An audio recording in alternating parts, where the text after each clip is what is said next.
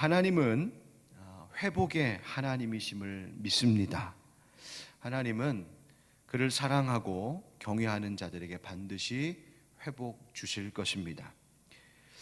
오늘 함께 우리가 교독한 미가 4장의 말씀은 끝날이라고 하는 말이 맨 처음에 나오는데, 이 끝날, 그 마지막 날에 있을 일들에 대하여 예언하고 계신 하나님 말씀입니다. 이 끝날이라고 하는 그 날은 어떤 날일까? 하나님께 대적하면서 불순종했던 악인들은 심판을 당하는 날, 반대로 하나님을 경외하며 순종하였던 의인들은 하나님께서 그들을 구원하심으로 마침내 온전한 하나님의 나라가 이루어지는 그러한 날을 가리키고 있습니다. 따라서 이 끝날은 악인들에게는 멸망의 날이고 의인들에게는 완전한 승리와 평화를 이루는 날이 되는 것이죠. 이제 성경은 바로 그 끝날에 어떤 일들이 있을 것인지를 구체적으로 예언해 주고 있습니다. 1절 말씀에 보니까 끝날에 이르러는 여호와의 전에 산이 산들의 꼭대기에 굳게 서며 작은 산들 위에 뛰어나고 민족들이 그리로 몰려갈 것이라 말씀하시죠. 여러분, 그 바로 앞에 3장 12절 그 끝에 말씀을 보면 뭐라고 했었냐면, 시온은 갈아엎은 밭이 되고 예루살렘은 무더기가 되고, 그죠? 성전에 사는 수풀의 높은 곳이 되리라, 그렇게 말씀하셨었어요.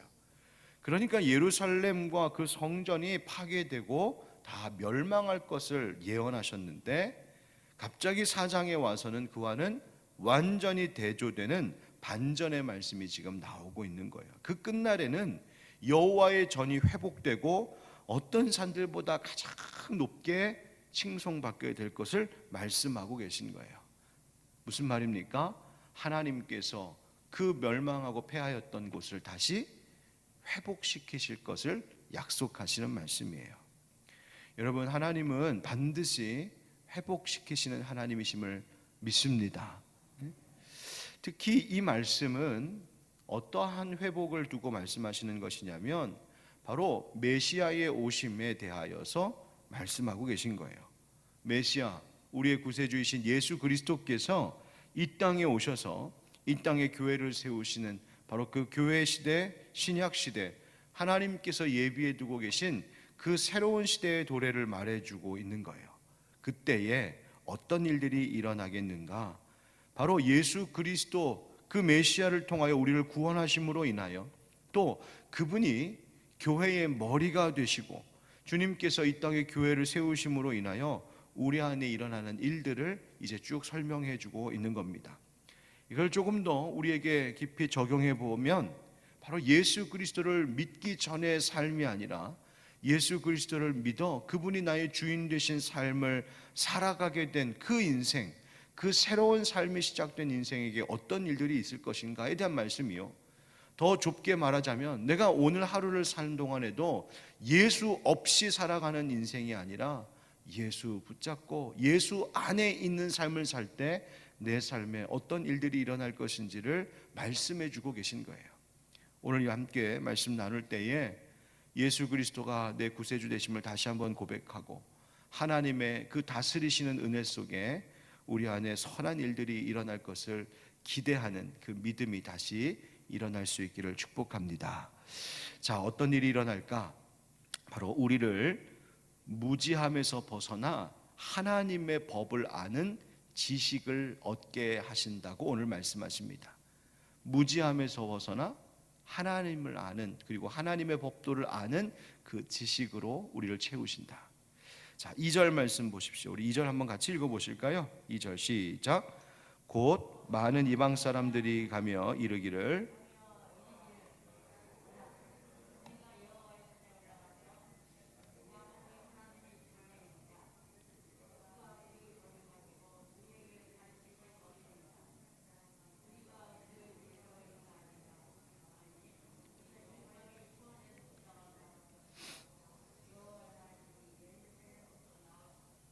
아멘.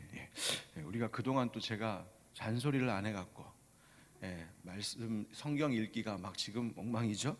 네, 우리 다시 한 번만 우리 한 목소리로 같이 읽어보겠습니다. 다시 2절 시작. 곧 많은 이방 사람들이 가며 이르기를 오라 우리가 여호와의 산에 올라가서 야곱의 하나님의 전에 이르자. 그가 그의 도를 가지고 우리에게 가르치실 것이니라. 우리가 그의 길로 행하리라 하리니 이는 율법이 시온에서부터 나올 것이요 여호와의 말씀이 예루살렘에서부터 나올 것임이라. 아멘. 예. 여러분 어디서 많이 듣던 말씀이죠? 우리가 찬양 가사도 있지 않습니까? 오라 우리가 여호와의 산에 올라. 바로 그 찬양의 가사가 되는 말씀이에요. 하나님의 전에 이르자 합니다. 성전을 말하는 거죠. 바로 이것은 신약 시대에 이르러서는 곧 예수 그리스도를 말하는 것이요 그의 머리 대신 그가 머리 대신 교회를 두고 말하는 것입니다. 바로 주님께로 우리 가까이 나아가자, 하나님 앞에 나아가자는 말이에요. 하나님 앞에 나아가면 어떤 일이 일어날까 봤더니 하나님께서 하나님의 도를 가르치실 것이라고. 즉 우리 백성들이 이방인들이었습니다.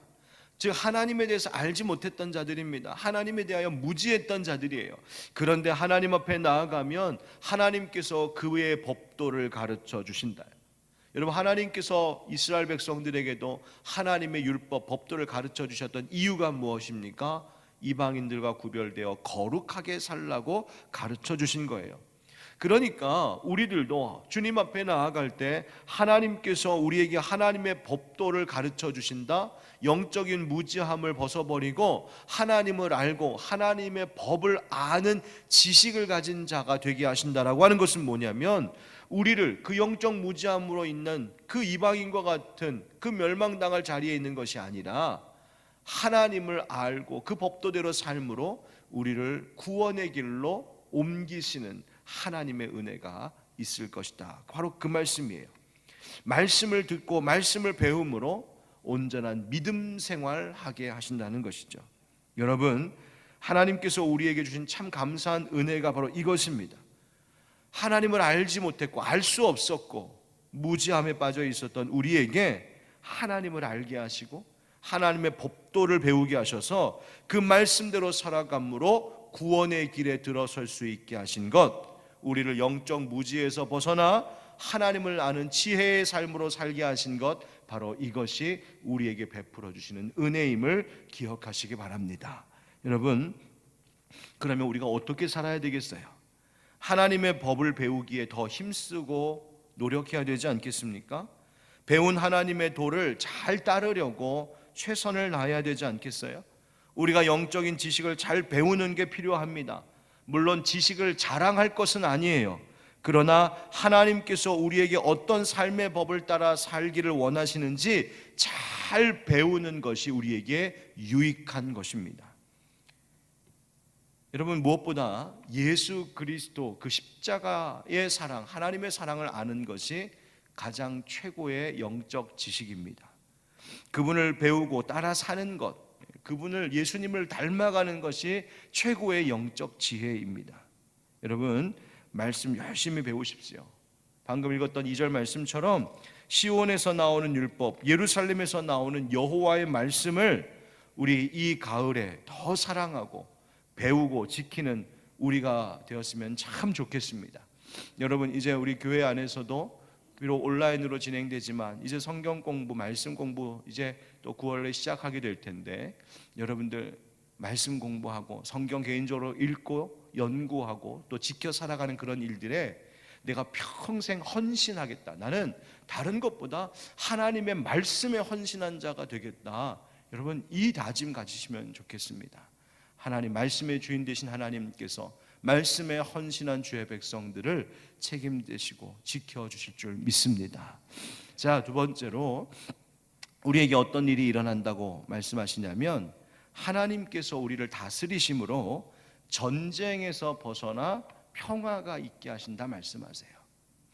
자, 3절 말씀 보면 그가 많은 민족들 사이에 이를 심판하시며 먼 곳 강한 이방 사람을 판결하시리니 무리가 그 칼을 쳐서 보습을 만들고 창을 쳐서 낫을 만들 것이며 이 나라와 저 나라가 다시는 칼을 들고 서로 치지 아니하며 다시는 전쟁을 연습하지 아니하고. 아멘. 여러분, 칼을 쳐서 보습을 만들고 창을 쳐서 낫을 만든다는 말이 뭔가요?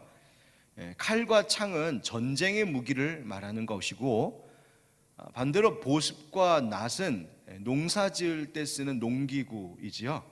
그러니까 이 말은 이 땅에 칼과 창을 들고 전쟁해야 돼 이 전쟁은 멈추게 되고, 대신 보습과 낫을 들고 농사를 지을 수 있는 평화의 때가 도래할 것이다 라는 표현입니다. 그래서 서로 치지 않고 전쟁을 연습하지 않는다 하시는 거예요.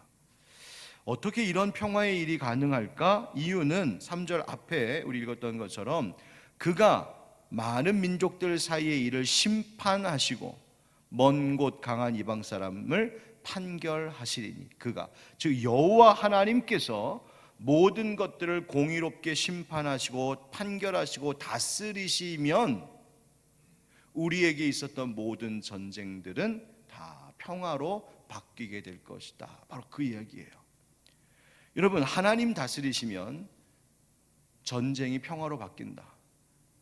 그 말은 우리가 하나님께서 우리의 삶을 다스리시도록 우리의 삶을 또한 맡길 때라고 하는 뜻이기도 합니다. 하나님께서 다스리실 때 우리는 전쟁에서 벗어나 평화의 일을 봅니다. 왜? 하나님은 공의의 하나님이시고 또한 평강의 하나님이시기 때문입니다. 여러분, 지금 이 세상도 보십시오. 세상에서 인간은 끊임없이 전쟁하고 테러하고 살인하고 있습니다. 폭력의 일이 멈추질 않고 있죠. 갈등과 다툼이 계속됩니다. 아프가니스탄 전쟁 그 외에도 세계 곳곳에 계속해서 갈등과 폭력들이 일어납니다. 또 요즘 뉴스 보면 정치판은 무슨 그 복싱 경기장 링 위에 올라가 있는 선수들 같아요. 계속해서 전쟁이 일어나고 있습니다. 여러분, 왜 그럴까요? 그것은 우리 각 사람이 또 이 사회가 하나님의 심판하시고 판결하시는 곧 하나님의 통치하심을 우리가 때로는 거절하고 거부할 때 인간의 욕망과 욕심이 바로 이 세상을 전쟁터로 만들어 버리는 겁니다. 여러분, 전쟁의 무기를 버리고 대신 농사를 짓는 농기구를 드는 것과 같은 평화가 우리 가운데 있기를 주의 이름으로 축복합니다. 여러분, 어떻게 이런 미래적이고 소망 있는 삶을 우리의 삶에서 누릴 수 있을까? 바로 말씀드린 대로 하나님의 다스리심 속에 있을 때 그것이 가능합니다. 하나님이 주관하시도록 할 때 가능해져요. 가정도 그렇습니다. 하나님께서 그 가정을 다스리실 때, 모든 가족들을 하나님께서 통치하실 때 그 가정에 평화가 있습니다. 전쟁터 같던 내 마음도 하나님이 내 중심과 내 감정과 나의 모든 것들을 다스리실 때 전쟁터 같았던 마음이 평화의 땅이 될 수 있습니다. 여러분, 그래서 오늘 우리가 그 평화를 사모하기 때문에 오늘도 우리가 이 새벽에 모든 문제를 맡기기 위하여 나온 것 아니겠습니까? 그렇죠? 오늘 이 새벽에 하나님 말씀 듣고 기도함으로 나의 모든 문제가 하나님 앞에 있습니다. 그러니 하나님 오늘 이 하루를 평화로 인도하여 주옵소서. 그 마음이 있는 거죠. 말씀 듣고 기도까지 하고 나서도 그런데 칼과 창을 여전히 손에 쥔 채 일상으로 돌아가 버리게 되면 여러분 어떻게 될까요? 여러분, 오늘 말씀 다 듣고 갈 때 여전히 내 마음속에 있는 칼과 창을 내려놓지 않고 그대로 들고 다시 나가면 어떻게 될까요? 꼭 누군가를 찌르거나 베게 되어 있습니다. 여러분, 오늘 이 새벽에 여호와의 전에 올라오셨다면 내 마음속에 있는 칼과 창을 내려놓고 보습과 낫을 드시기 바랍니다. 땀 흘려 일하는 농부와 같이 누군가를 위해 수고하고 헌신하는 삶을 살겠노라 다짐하고 이 전을 떠나시기 바랍니다. 그러면 우리들 마음에도 내가 가는 모든 삶의 자리마다 주님께서 전쟁을 평화로 바꾸시는 놀라운 역사가 있을 줄 믿습니다. 마지막으로 우리에게 어떤 은혜가 있다고 말씀하시냐면 두려움에서 벗어나 참 기쁨을 얻게 하신다 말씀하십니다. 제일 처음에는 영적인 무지함에서 벗어나 하나님을 아는 하나님의 법을 아는 지식으로, 두 번째는 전쟁에서 벗어나 평화의 삶으로, 세 번째 이제 두려움에서 벗어나 참 기쁨으로 옮기신다. 4절 말씀에 보면 끝에 4절 중간에 이런 말씀이 있어요. 그들을 두렵게 할 자가 없으리니, 이런 말이 있어요. 두렵게 할 자가 없을 것이다. 여러분, 두려울 것이 없는 인생 얼마나 좋겠어요. 그런데 성경에 하나님 말씀하시기를 더 이상 이 백성들을 두렵게 할 자가 없을 것이다 말씀하세요. 어떤 것 때문에 두려워했을까? 적군들이 쳐들어오면 어떻게 하지? 또 전쟁이 일어나서 내 가족들 또 내 재산 다 뺏기면 어떡하지? 가뭄과 기근, 병충해와 같은 자연재해가 있어서 내가 열심히 농사지은 거 다 망하면 어떡하지? 여러분, 이러한 두려움 가운데 있을 수 있잖아요. 그런데 이렇게 무슨 일이 일어나서도 물론 힘들겠지만 사실은 과거의 경험 때문에 또다시 이런 일이 일어날까 봐 걱정하고 근심하고 불안하면 그것이 정말 힘든 것이죠. 만약 우리가 그런 가운데 산다면 그 인생이 얼마나 피곤하겠어요. 그런데 하나님 말씀하십니다. 우리를 두렵게 할 자가 없게 될 것이다. 즉 우리가 두려워할 만한 원인을 제거하신다는 거예요. 대신 어떤 은혜 주신다고 하셨냐면 4절 앞에 각 사람이 자기 포도나무 아래 자기 무화과 나무 아래에 앉을 것이라. 여러분, 포도나무 아래 무화과 나무 아래 앉아 보셨어요? 제가 자꾸 얘기하는데 옥상에 이제 텃밭 만들고 포도나무 키웠잖아요. 지금 이제 포도 열매 다 따고 다 없어요 이제. 근데 포도나무 한참 열려 있을 때 너무 예뻐가지고 제가 옥상 그 앞에다 의자 놓고 앉아갖고 한참을 쳐다본 적이 있었거든요. 세상 행복하더구만요. 심지어 저도 따먹었지만 어느 때 가보면 새들이 와가지고 그 포도를 이렇게 빼먹고 가요. 신기한 게 껍질은 놔두고 알맹이만 빼먹고 가요. 제가 새를 쫓았을까요? 안 쫓았을까요? 냅뒀어요. 나도 먹고 너도 먹자 그러고. 그 포도나무가 참 어떤 마음을 주면 참 즐거움을 줘요. 성경이 말하고 있는 포도나무, 무화과 나무라고 하는 것은 기쁨, 번영, 풍성함 이런 것들을 상징하는 거예요. 그런데 그 풍요와 번성, 기쁨의 열매가 가득한 나무들 아래에서 쉬며 먹으며 있게 하시겠다 하나님 약속하시는 거예요. 그만큼 우리에게 풍성함과 기쁨, 그러니까 두려움에서 벗어나 풍성한 기쁨으로 우리를 옮기시겠다. 바로 이것이 하나님께서 우리에게 주시고자 하시는 회복의 은혜요. 예수 그리스도를 믿고 따르는 자들, 하나님의 통치하심과 다스리심을 받아들이는 자들에게 이와 같은 반전의 역사들을 이루시겠다고 약속하시는 겁니다. 그래서 이어지는 6절 이하의 말씀을 보면 여호와 하나님께서 그의 백성을 고통에서 건지시고 다시 돌아오게 하시겠다라고 하는 약속의 말씀이 이어지고 있는 것이죠. 여러분, 오늘 주신 이 하나님의 세 가지 약속 꼭 붙들고 가셨으면 좋겠습니다. 우리를 영적인 무지함에서 벗어나 하나님 알고 하나님의 법을 아는 지혜와 지식을 주시겠다 하신 약속, 우리 삶에 있는 내 마음속에 있는 전쟁과 갈등을 멈추시고 평화와 미래를 주시겠다고 하시는 약속, 불안과 두려움을 사라지게 하시고 안식과 기쁨을 주시겠다 하시는 이 약속 붙들고 나아가십시다. 이 약속이 어떻게 이루어진다고요? 여호와의 산에 오르는 이스라엘 백성들과 같이 될 때, 우리가 주님 앞에 나아가고 주님이 가장 높은 산과 같이 내 삶에서 가장 높임을 받으시고 찬송 받으실 때 바로 우리를 그런 모든 어둠에서 빛으로 옮기신다고 약속하십니다.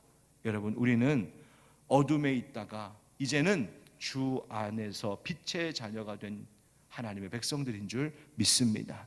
우리 교회 정문 딱 들어올 때 앞에 항상 써 있는 말씀 구절 있죠? 에베소서 5장 8절의 말씀. 너희가 전에는 어둠이더니 이제는 주 안에서 빛의 빛이니라. 빛의 자녀들처럼 행하라. 여러분, 전에는 우리가 어둠이었지만 이제는 너희가 주 안에서 빛 되었다 하신 이 말씀 붙잡고 오늘 하루도 빛의 자녀들처럼 살아가시는, 하나님의 회복을 꿈꾸며 기대하며 살아가는 여러분 되시길 예수님의 이름으로 축원드립니다. 아멘.